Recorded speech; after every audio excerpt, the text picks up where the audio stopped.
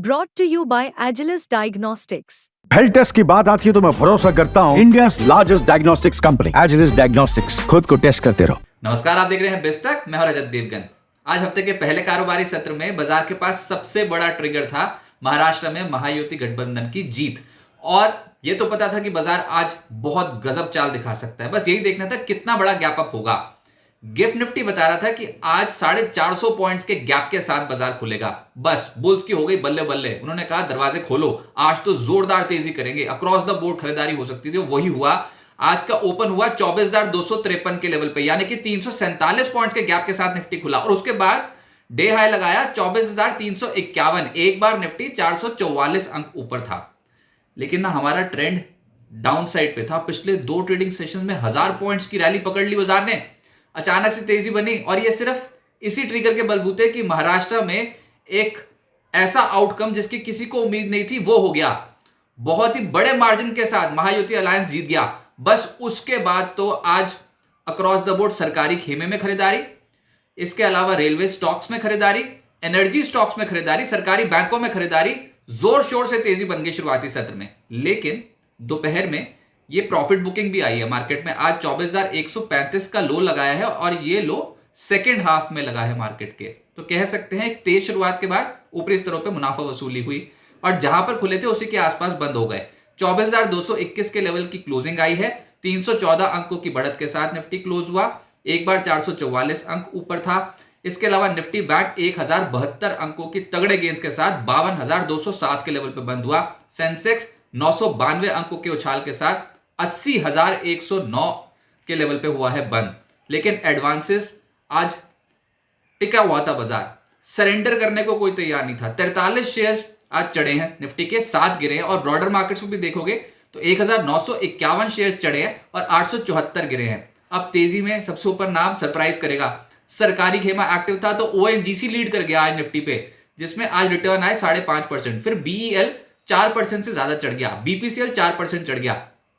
फिर आज capital good क्षेत्र में बहुत ही अच्छी खरीदारी हुई है। एलएनटी 4% से ज्यादा चढ़ा। साथ ही साथ फाइनेंस में श्रीराम फाइनेंस, ये स्टॉक 4.25% चढ़ा। लूजर्स में जेएसडब्ल्यू स्टील, ये 23 दिसंबर से सेंसेक्स का हिस्सा नहीं रहेगा। जोमैटो हो जाएगा सेंसेक्स में शामिल, जेएसडब्ल्यू स्टील बाहर निकल जाएगा। आज जेएसडब्ल्यू स्टील में प्रॉफिट बुकिंग देखने को मिली है, 2.25% ये नीचे आया। फिर आईटी, आज टेक महिंद्रा, इन्फोसिस जैसे स्टॉक्स कमजोर थे। मारुति और बजाज ऑटो भी आज हल्के पड़ते हुए नजर आए। एफएनओ गेनर्स में कैपिटल गुड्स, सीमेंस 7% से ज्यादा उछाल। कल आने हैं नतीजे। इसके अलावा कमेंस 6.5% चढ़ गया। हिंद कॉपर 6% ऊपर। एबीबी इंडिया 5% ऊपर, और ओएनजीसी का स्टॉक निफ्टी का ही टॉप गेनर बना। एफएनओ लूजर्स में जेएसडब्ल्यू स्टील को पाएंगे आप, Nalco, Alkem labs, MCX India, McDowell, इन स्टॉक्स पे गिरावट देखने को मिली। मिड कैप्स में आज अच्छी तेजी बनी है। 2% ज्यादा की चाल तो मिड कैप इंडेक्स से दिखा रहा था। तो आज पॉली मेडिक्योर ताबड़तोड़ भागा है ये शेयर, 16% ऊपर। पिछले कुछ दिनों से लगातार टूट रहा था पोस्ट रिजल्ट, लेकिन आज चढ़ गया। उसके बाद एलगी इक्विपमेंट्स 15% से ज्यादा का उछाल। इंफ्रा कंपनियों ने तो कमाल कर दिया। जैकॉब, रिलायंस इंडस्ट्रियल इंफ्रा, ये अक्सर कंपनियां बॉम्बे, महाराष्ट्र से जो भी खबर आती है तो उसका बेनिफिट उठाती हैं। आज 13% से 15% का उछाल इन दोनों कंपनियों के स्टॉक्स में। फिर जिलेट 12% ऊपर, नवा 12% ऊपर, त्रिवेणी टर्बाइन, आईएफसीआई 11% से ज्यादा चढ़ गए। जे कुमार इंफ्रा और कैपेसाइट इंफ्रा भी चढ़ते हुए नजर आए 9% से ज्यादा। मिड कैप लूजर्स में अदानी ग्रुप के स्टॉक ज्यादा दिखाई देंगे। अदानी ग्रीन आज 8% नीचे आया। इसके अलावा अदानी सॉल्यूशंस, अदानी पावर, इन स्टॉक्स में भी गिरावट थी। फिर स्ट्राइड्स फार्मा 5.5% टूटा है। डीसीएम श्रीराम 5.5% नीचे। विजया डायग्नोस्टिक पिछले कुछ दिनों से लगातार चढ़ रहा था, प्रॉफिट बुकिंग हो गई, 4.5% नीचे आ गया। और सिम्फनी भी करीब 4.25% नीचे आया। साथ साथ अदानी सॉल्यूशंस, अदानी पावर भी पहले कह चुका हूं, यहां पर गिरावट थी। सेक्टर स्पेसिफिक सबसे तेज चले इंफ्रास्ट्रक्चर स्टॉक्स, क्योंकि बाजार ने भापा कि महाराष्ट्र इलेक्शंस के बाद सरकारी मशीनरी तेज गति से चलेगी और इंफ्रास्ट्रक्चर पे कैपेक्स बढ़ता हुआ नजर आएगा। इंफ्रास्ट्रक्चर में आज जैकॉप, रिलायंस इंडस्ट्रियल इंफ्रा जैसे स्टॉक 13% से 15% चढ़ गए। जे कुमार इंफ्रा, कैपेसाइट, आईआरबी इंफ्रा 7.5% से 9.5% ऊपर। मान इंफ्रा, एनबीसीसी जैसे स्टॉक्स में तेजी आई। रेलवे स्टॉक्स भाग गए आज, और बहुत पिटाई झेल चुके हैं, लेकिन अब निचले स्तरों से तगड़ी खरीदारी। रेलटेल 9% ऊपर, टीटागढ़ 8% ऊपर, Jupiter wagon rides, Texmaco rail, RVNL जैसे स्टॉक्स में तेजी देखने को मिली।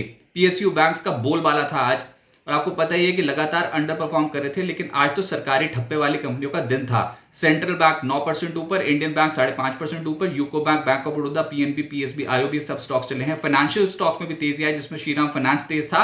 एसबीआई आज 3.5% चढ़ा है, फिर आरईसी लिमिटेड 3% चढ़ गया। Chola finance, HDFC, AMC, SBI card जैसे स्टॉक्स में 2% से 3% की तेजी आई। आईसीआईसीआई बैंक और एचडीएफसी बैंक में भी आज तेजी आई, और एचडीएफसी बैंक इसलिए भी फोकस में था क्योंकि एमएससीआई की रीबैलेंसिंग हुई है। आज एचडीएफसी बैंक की वेटेज बढ़ी है। सीपीएससी यानी कि सरकारी खेमा एक्टिव था, जिसपे एनबीसीसी लीड कर रहा था 6.5% ऊपर। इसी इंडेक्स में Satluj Jal Vidyut Nigam, ONGC, Kochi shipyard, BEL जैसे स्टॉक्स 4.25% से करीब 6% चढ़ गए। NHPC, oil India, power grid जैसे स्टॉक्स में भी तेजी आई। Real estate stocks completely outshine कर रहे हैं पिछले कुछ दिनों से, और आज तो दिन था प्रेस्टीज और ब्रिगेड का। 6%, 6.25% इस क्वांटम के रिटर्न्स मिले। महिंद्रा लाइफ स्पेसेस में 5% तेजी। रेमंड आज चढ़ता हुआ नजर आया 4.5%। फिर Phoenix limited, Godrej properties, DLF जैसे स्टॉक्स एक्टिव थे। ऑयल एंड गैस प्ले में एजिस केमिकल 6.5% ऊपर, ONGC, HPCL, BPCL, Petronet, IGL इन सब स्टॉक्स में 3.5% से 5.5% का उछाल था। गेल, आईओसी, ऑयल इंडिया जैसे स्टॉक्स में तेजी आई 3% से ज्यादा, और रिलायंस इंडस्ट्रीज बाजार का दिग्गज आज 2% दौड़ गया। एनविरो इंफ्रा इंजीनियर्स का आईपीओ कल बंद हो जाएगा। अब तक 12.52 टाइम्स सब्सक्राइब हुआ है। प्राइस बैंड 140 से 148 रुपए प्रति शेयर का रखा गया है। इशू साइज है 650.43 करोड़ रुपए, जिसमें 572.46 करोड़ रुपए का है फ्रेश इशू, बाकी का है ओएफएस। अब आगे क्या होगा? देखिए, गजब की रिकवरी इंडियन मार्केट्स पे देखने को मिली है। अब ये एक ट्रिगर बन गया महाराष्ट्र स्टेट इलेक्शंस, लेकिन आप कमाल तो देखो क्या हुआ है। 21 नवंबर को जहां पर बहुत ही ज्यादा पैनिक मचा हुआ था मार्केट पे, अदानी ग्रुप के ऊपर इतनी नेगेटिव खबरें आई थी, तब एक पैनिक लो लगा 23,263 का। वहां से लेकर अब तक देखोगे आज की क्लोजिंग तक तो 24,221 के लेवल की क्लोजिंग है निफ्टी की, यानी कि 958 पॉइंट्स आप ऊपर आ गए हो। ह्यूजली पॉजिटिव, क्योंकि इतनी शार्प रिकवरी की उम्मीद थी ही नहीं।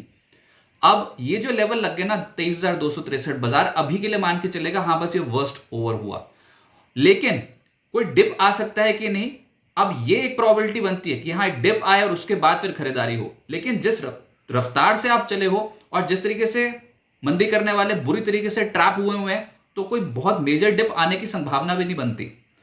आज एक बड़े गैप के साथ खुले और उसके बाद फिर जहां पर खुले उसी के आसपास बंद भी हुए, आप ऊपरी स्तर पे प्रॉफिट बुकिंग भी हुई है, लेकिन सरेंडर कहां करके गए? एक गैप तो अभी भी क्रिएटेड है मार्केट पे।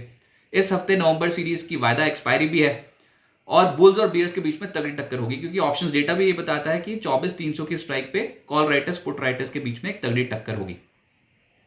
लेकिन बाजार सरेंडर नहीं करेगा ऐसा लग रहा है अभी, क्योंकि ये मंदी करने वालों का जितना जोश था ना, वो जोश कहीं ना कहीं ठंडा करने के लिए बाजार धीरे धीरे करके ऊपर आने की कोशिश करेगा। एक डिप आएगा, डिप को एब्जॉर्ब करेगा और उसके बाद चल सकता है। Till what point? जब तक आप 24,000 के लेवल को होल्ड करते हो तब तक। अच्छा, मेजर ट्रिगर्स भी तो हैं, जिसमें शुक्रवार को भारत के Q2 जीडीपी आंकड़े आने हैं। 27 नवंबर बुधवार को यूएस में FOMC के मिनट्स हैं, पिछली बैठक के जो मिनट्स हैं वो जारी हो जाएंगे, और उसके बाद फिर Q2 जीडीपी आंकड़े भी आने हैं यूएस में। अब जैसे मैंने कहा कि जब तक आप 24,000 24,100 के लेवल के ऊपर रहते हो तो बुल्स पकड़ मजबूत करने की कोशिश करेंगे, अटेम्प्ट तो करेंगे, क्योंकि जो बचे कुछ शॉर्ट्स हैं ना सिस्टम में से, उनको भी निकालना जरूरी है। ऐसा नहीं होता है कि तेजी करने वाले फंसते हैं मार्केट में, मंदी करने वाले भी फंसते हैं। ये मार्केट फंसा गया मंदी करने वालों को बुरी तरीके से। बहुत जोश में थे, लगातार शॉर्ट कर रहे थे, बाजार का ट्रेंड नीचे था, लेकिन वो एकदम से पिछले 2 ट्रेडिंग सेशन में कुछ ऐसा हो गया कि वो ट्रेंड पलटा, और जिन जिनके सौदे नहीं कटे वो फंसे पड़े अभी मार्केट में। निफ्टी पर 5 हफ्ते का उच्चतम स्तर है 24,537, ये लेवल नहीं क्रॉस होता। ये बहुत ही तगड़ी रेजिस्टेंस है मार्केट के लिए, तो 24,500 24,400 के जोन पे बार बार रेजिस्टेंस आएगी। आज भी ऊपर गए थे तो ऊपर थोड़ी प्रॉफिट बुकिंग आई। अब ऐसे सिनेरियो में क्या होगा? 2 तरफा चाल दिखाएगा मार्केट।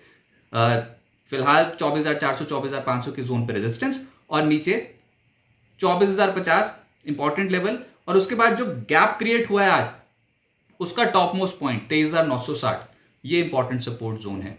तो सपोर्ट जोन्स के आसपास खरीदारी, रेजिस्टेंस जोन के आसपास बिकवाली, ऐसे वाली मार्केट बनती हुई नजर आएगी। लेकिन कोई डिप आ गई ना, तो ये वो वाली मार्केट नहीं है जिसमें टेंशन लो और उसके बाद बोलो अरे यार पोजीशन छूट जाएगी, एकदम से मार्केट टूट जाएगी।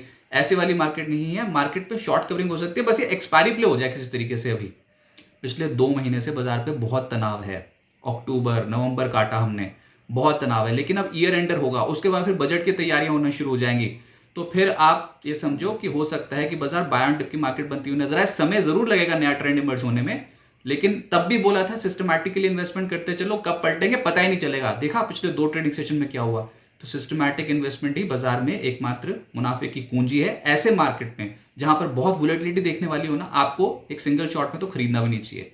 सिस्टमैटिकली इन्वेस्टमेंट करो। कोई की अगर डिप भी आ जाता है तो बाजार उसको एब्जॉर्ब करेगा, टाइम स्पेंड करेगा, आपको दुख नहीं होगा और आप धीरे धीरे करके मार्केट में पैसा डिप्लॉय करते चलोगे। और मार्केट पे अब जो पिछले 2 दिनों से स्ट्रेंथ बनी है, उम्मीद करते हैं कि दोबारा से अगर रीटेस्ट होता है तो सपोर्ट जोन्स के आसपास स्टेबल होने के बाद बाजार फिर से चढ़ाई चढ़ता हुआ नजर आए।